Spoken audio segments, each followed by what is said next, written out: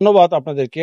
আপনারা জানেন আজ সকাল থেকে এখন অবধি হলো যে আমরা পরিবেশের যেসব প্রতিষ্ঠান দূষণ করে এবং হলো যে যেগুলো পরিবেশের ছাড়পত্র নেই, কাগজপত্র নেই, সেসব প্রতিষ্ঠানের বিরুদ্ধে হলো যে এখনো পর্যন্ত আমাদের অভিযান অব্যাহত রয়েছে।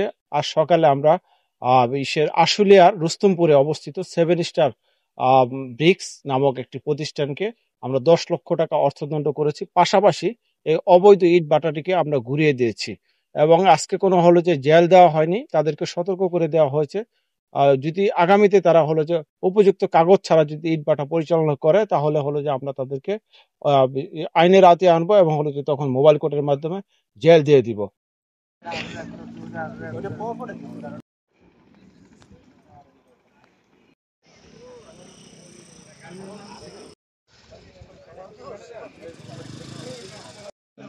আচ্ছা আচ্ছা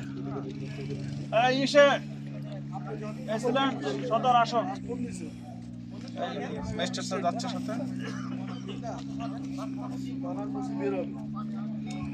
তোমার তত্ত্বাবধানে কাগজ নেওয়া যাও, আমার অফিস ব্যাপার নিয়ে আসো, কাগজ নিয়ে আসবে, সব কাগজ আছে, কাগজগুলো দেখে জাকির সাহেব আপনার সাথে যান, তুমি যাও।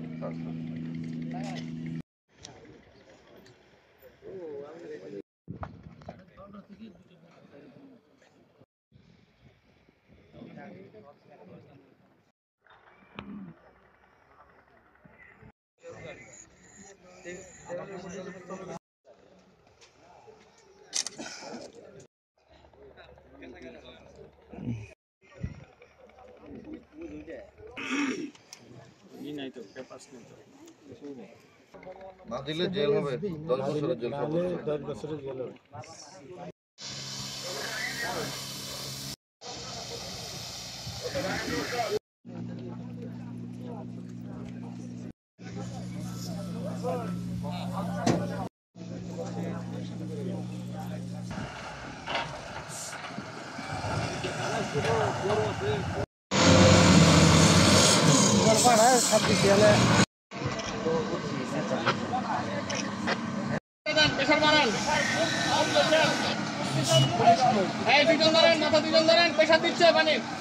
পুলিশের সদস্যদের আসতে বলেন। হ্যাঁ